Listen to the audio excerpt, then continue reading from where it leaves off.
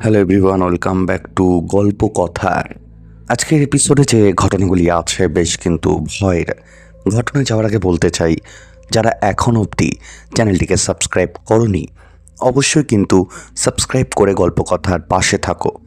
আজকের যে ঘটনাগুলো আছে, কলকাতার একটি ঘটনা আছে পুরনো বাড়ির, এবং আরও যে দুটি ঘটনা আছে অদ্ভুত এবং বেশ ভয়ের। তবে ঘটনায় যাওয়ার আগে বলতে চাই, প্লিজ তোমরা যারা ঘটনা শুনছো লাইক আর কমেন্ট করতে ভুলো না, কারণ তোমরা যদি লাইক আর কমেন্ট না করো তাহলে ঘটনার রিচ কিন্তু অনেকটাই কমে যায়। চলে যাচ্ছি ঘটনায়।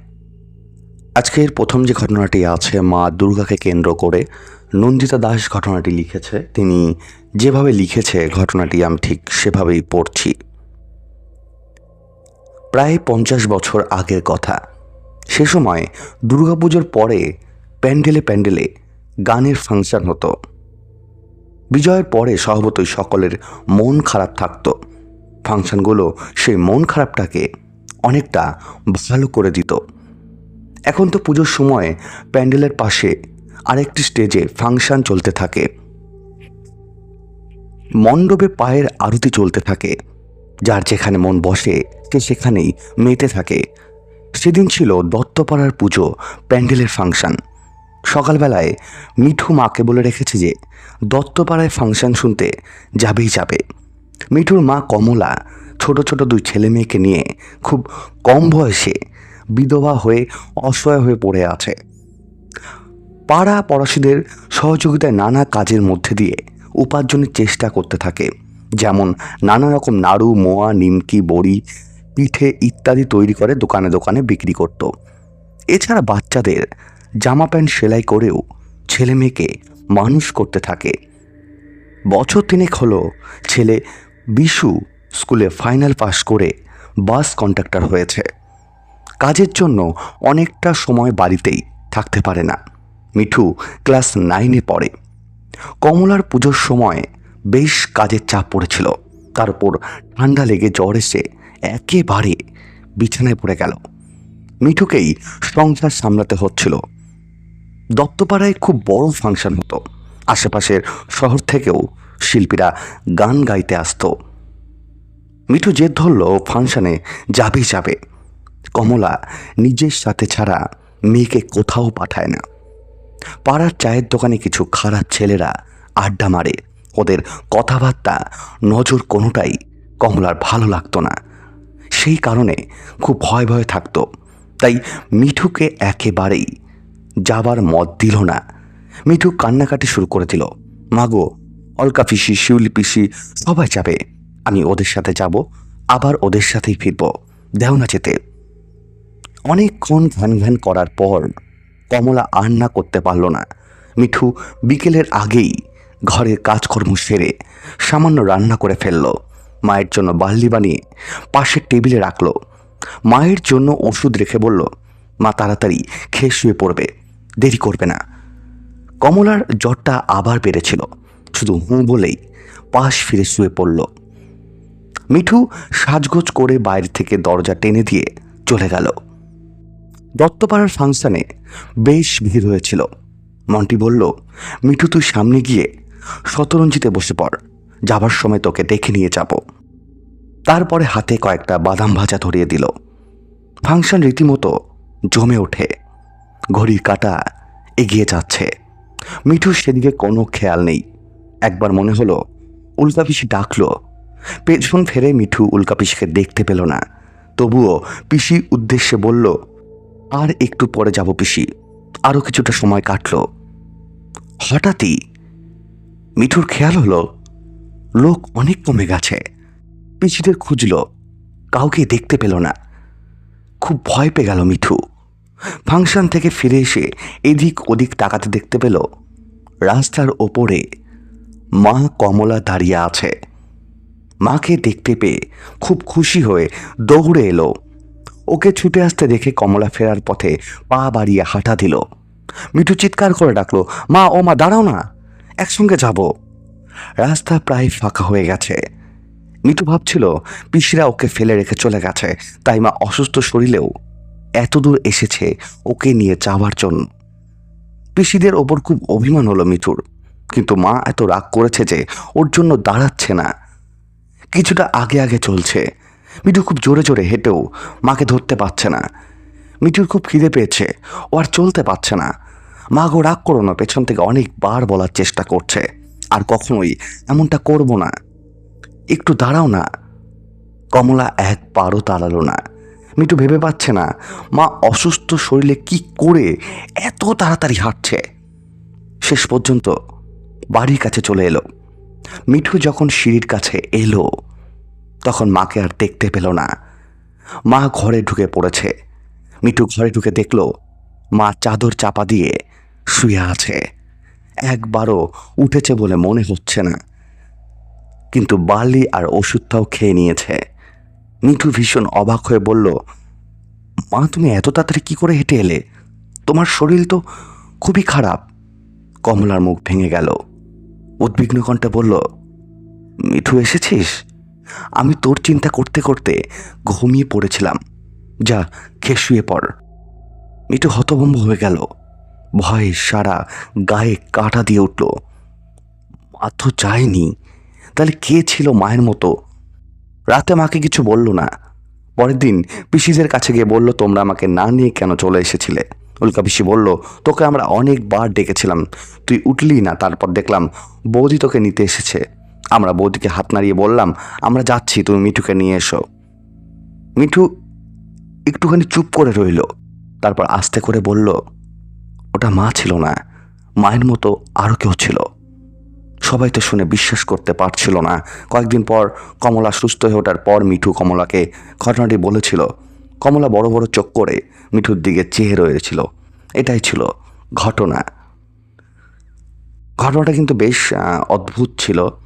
তোমাদের কেমন লাগলো অবশ্যই কিন্তু কমেন্ট করে জানাও, এবং তোমাদের আমি সবসময় রিকোয়েস্ট করি, যারা ঘটনা শুনছো প্লিজ লাইক কমেন্ট করতে ভুলো না, এবং যারা আজকে ফার্স্ট টাইম গল্পকথার ঘটনা শুনছো তাদেরকে বলবো চ্যানেলটি সাবস্ক্রাইব করে গল্পকথার পাশে থাকো।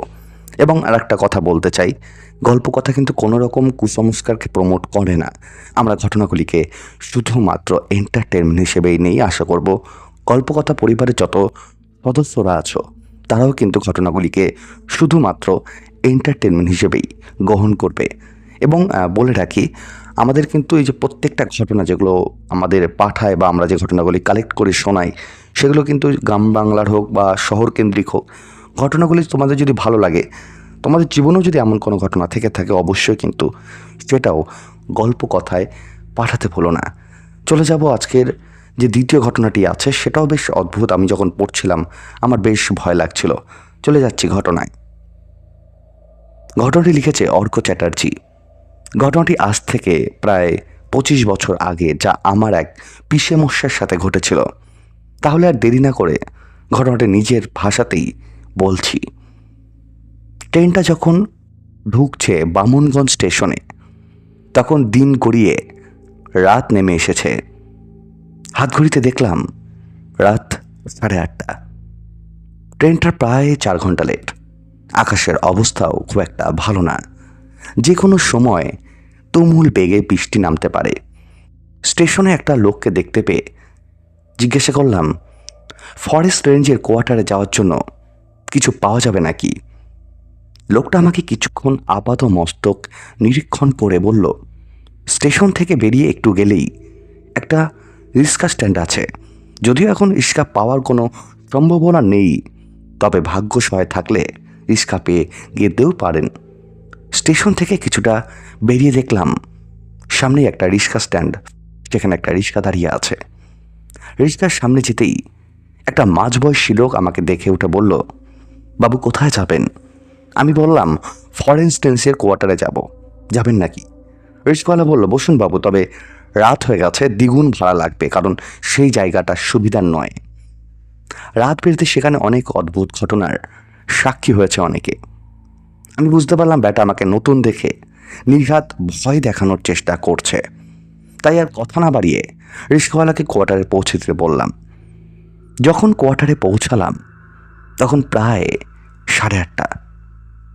কোয়ার্টারের লক্ষণ রাতে রান্নাবান্না করে ঘরদোর পরিষ্কার করে সন্ধ্যাবেলা নিজের ঘরে চলে গিয়েছে। বিশ্রাম নিয়ে খাওয়া দাওয়া শেষ করে যখন উঠলাম তখন রাত 12টা প্রায়। মেঘলা আকাশে চাঁদ যেন লুকোচুরি খেলছে। কখনো কখনো আলোর ফোঁটা ছড়িয়ে এসে উঁকি মারছে, আবার কখনো কালো মেঘের আড়ালে মিলিয়ে যাচ্ছে। ঝমঝম করে বৃষ্টি নামছে।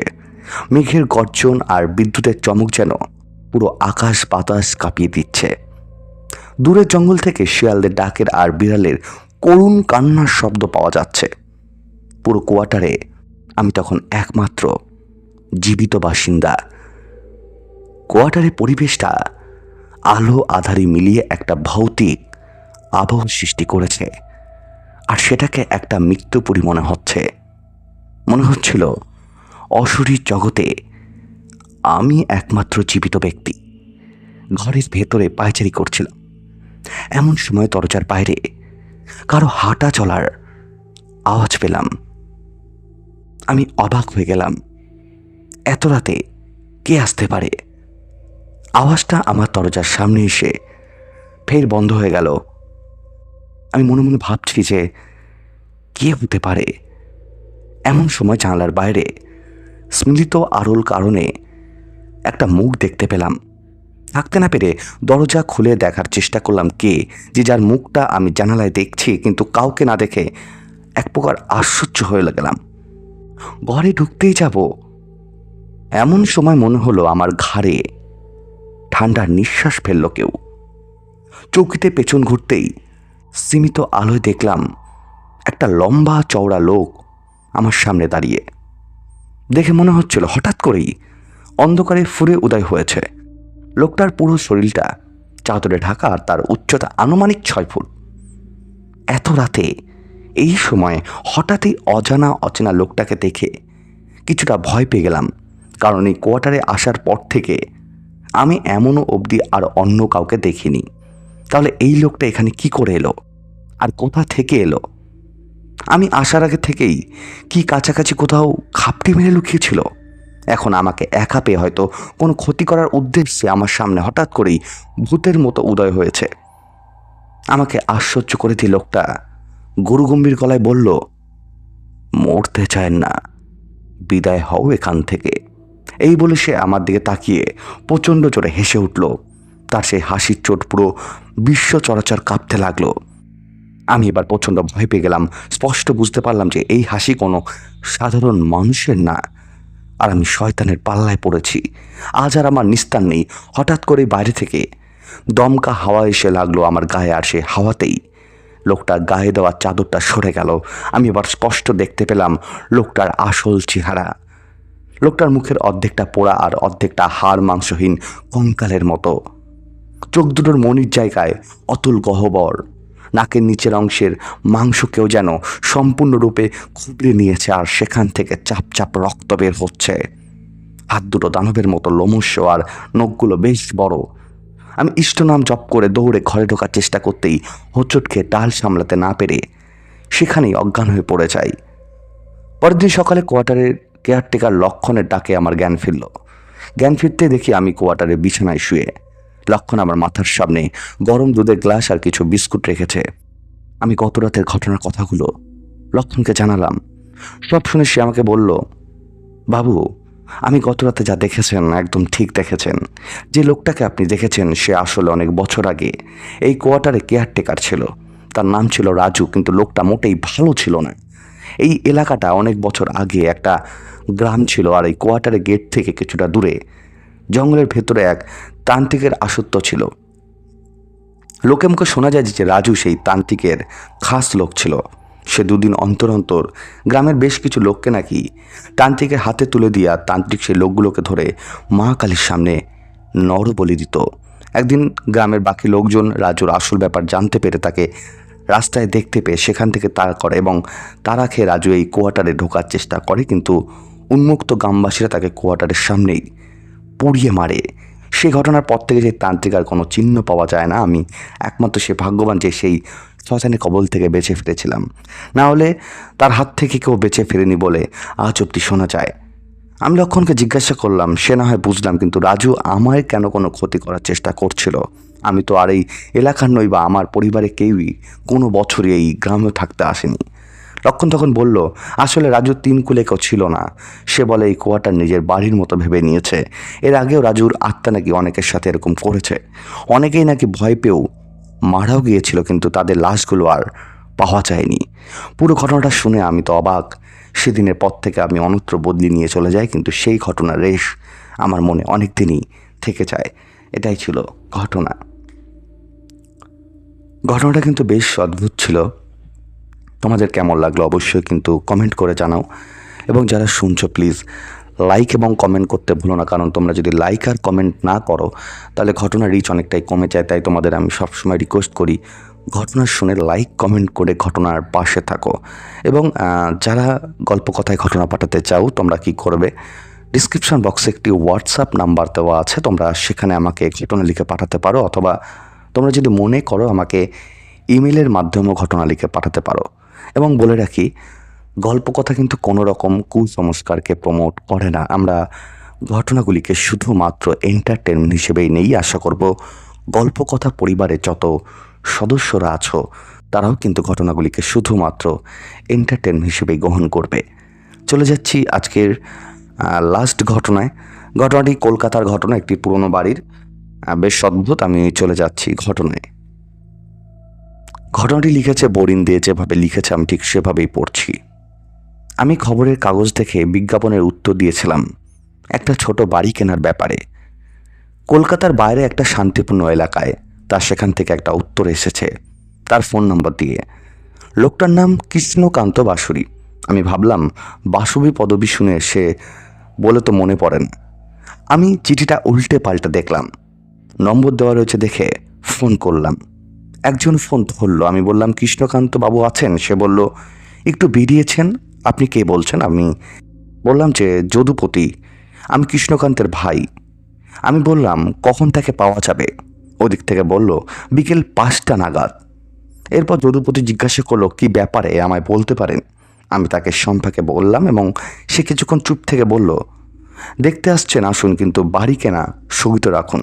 আমি বললাম, কেন? যদুপতি বলল, এটা ভূতের বাড়ি, অবশ্যই সিদ্ধান্তটা আপনার। এই নিয়ে আপনি কিন্তু দাদা কি কিছু বলবেন না। বলে ফোনটা রেখে দিল। আমি চুপ করে সোফায় বসে একটা সিগারেট ধরিয়ে ভাবতে লাগলাম, এ আবার বলে কি? সত্যি বলতে ভূত পেত আমার বিশ্বাসের নেই, তবুও ভাবতে লাগলাম। আমি আর আমার স্ত্রী রীতি এই ফ্ল্যাটে থাকি। ফ্ল্যাট মানেই হরিঘোষের গোয়াল। তাই একটা শান্তিপূর্ণ জায়গায় সন্ধান করছিলাম। সন্তান বিবাহিত, বহু দূরে বিদেশে কর্মরত। তাই আমি আর রীতা ঠিক করেছি মাঝে মধ্যে ওই সম্পূর্ণ নিজস্ব বাড়িটায় শান্তিতে কাটিয়ে আসব। যাই হোক, আমার একটা 4 চাকার বাহন আছে, আর আছে সারথি রাজু। যাই হোক, বিকেল 4টে নাগাদ বেরিয়ে পড়লাম, একাই আর রাজু। ঘন্টাখানেক ড্রাইভ করে সেখানে পৌঁছে গেলাম। জায়গাটা সত্যি শুনশান আর বেশ গাছগাছাড়ায় সমাহার। এখন সন্ধে হয়ে গেছে, ঘড়ি বলছে 6:45। একটু এদিক ওদিক ঘুরে বাড়িটা পাওয়া গেল। গাড়িটা একপাশে পার্ক করে রাজুকে গাড়িতে বসতে বলে দরজায় বেল দিলাম। 3 বেল দেওয়ার পর দরজা খুলে গেল। আমারই সমবয়সী একজন দরজা খুলল, পরনে সাদা পাজামা, খালি গা। আমি বললাম, কৃষ্ণকান্ত বাবু বাড়িতে আছেন? জায়গাটা বেশ আবছা। লোকটি বলল, আপনি? আমি আমার নাম বলে বললাম, বাড়ি বিক্রয়ের ব্যাপারে উনি চিঠি দিয়েছিলেন। তখন লোকটি বলল, ও হ্যাঁ, আমি কৃষ্ণকান্ত। আমি নমস্কার করলাম। লোকটি আমায় ভেতরে আসতে বলল। আমি ভেতরে গেলাম। কয়েকটা সোফা রাখা হয়েছে আর বেশ কম ভোল্টেজের টিউবলাইট চলছে। লোকটি আমায় বসতে বলল। আমি বসলাম। সেও আমার উল্টো দিকে সোফায় বসলো। আমি বললাম, বাড়িটা দেখা যায়? সে বলল, সেখান তো যেতে হবে। আমি বললাম, কত দূরে? সে আমায় বলল, 8 ঘন্টা রাস্তা। আমি বললাম, এখন কি করে যাওয়া যায়? লোকটি দোনামোনা করে বলল, হ্যাঁ তা পারে। আমি বললাম, আপনার ভাই যদুপতির সঙ্গে কথা হয়েছিল, সে বলল যে বাড়িটা নাকি ভুতুরে, আর সে বলল আপনাকে 5টা নাগাদ আপনাকে পাওয়া যাবে। তখন কৃষ্ণকান্ত বলছে, কি বলছেন আপনি? সে তো মারা গেছে 3 মাস আগে। আমি চমকে উঠলাম, বলেন কি? সে আবার বলল, আমি তো ভাবতেই পারছি না, তার দেওয়ার সময় অনুযায়ী তো আমি এলাম। কৃষ্ণকান্ত আবার বলল, এ তো অসম্ভব ব্যাপার। আমি আবার বললাম, বাড়িতে আর কে আছেন? সে বলল, আমার মা আর আমার স্ত্রী। যদুপতি অসুস্থ ছিল, সে অবিবাহিত মারা যায়। আমি চুপ করে রইলাম। কিছুক্ষণ পর আমি মৌন অবস্থা ভেঙে করে বললাম, তাহলে আমরা এখন যাব কি?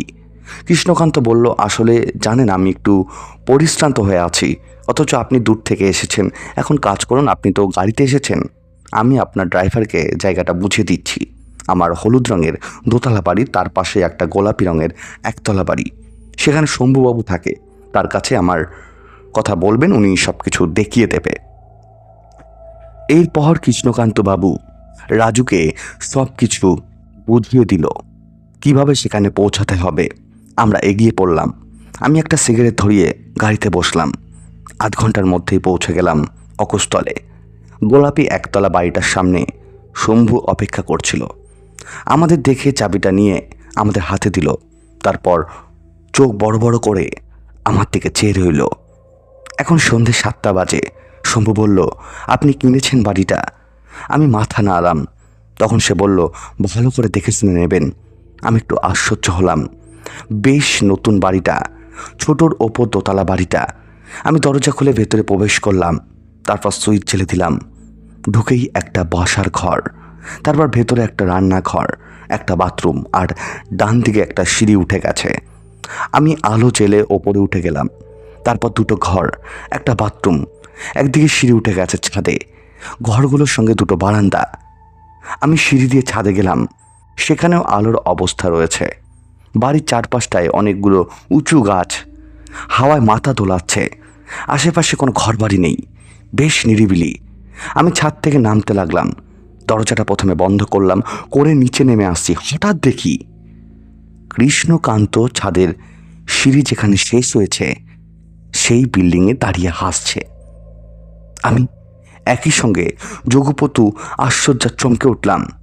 আরে, আপনি কখন এলেন? বলে উঠে সে হেসে বলল, আমি যদুপতি, কৃষ্ণকান্তের যমজ ভাই। আমি অবাক হয়ে গেলাম। আমার মাথাটা ঘুরে উঠল।